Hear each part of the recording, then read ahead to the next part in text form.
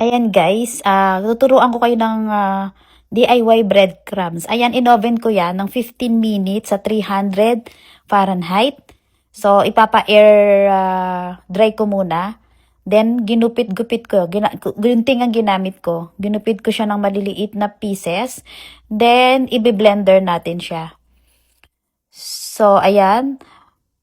Pinuno ko. So, ayaw umikot. Kaya, binawasan ko yan. Kasi ano siya, parang na-stress yung ano ko, blender ko, ayaw umikot.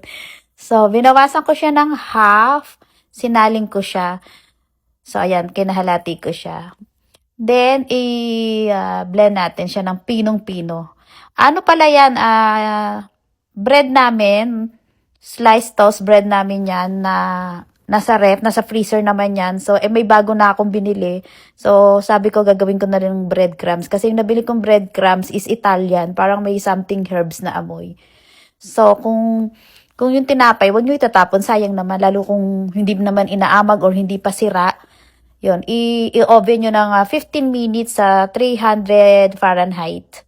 Then, i-air dry nyo. Mga 30 minutes lang. Then, gupit-gupitin nyo. Then, i-blender nyo. So, hindi na kayo bibili ng breadcrumbs.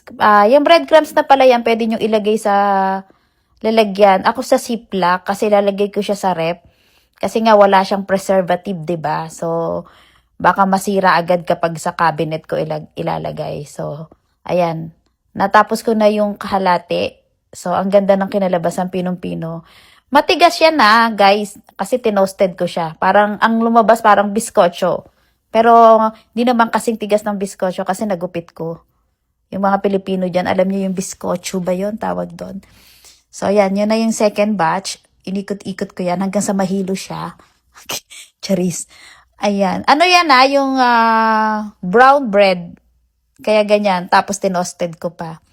Pwede rin naman sa white bread yan kung meron kayong mga white bread. Basta maayos pa siya hindi pa siya inaamag, okay pa.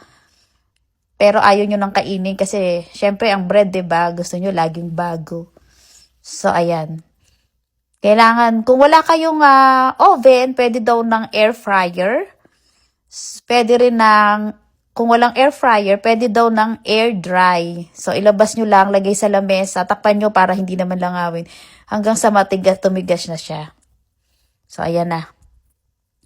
Meron na akong breadcrumbs. Hirap na hirap yung kamay ko dyan, guys. Ayan, sinaling ko na lang. Then, ilagay natin sa fridge. Hindi sa freezer Sa fridge lang sa baba. Para meron kayong gamitin. Yan, lalagay ko lang siya sa box dyan. So, meron na tayong breadcrumbs, DIY. Gawa na, guys.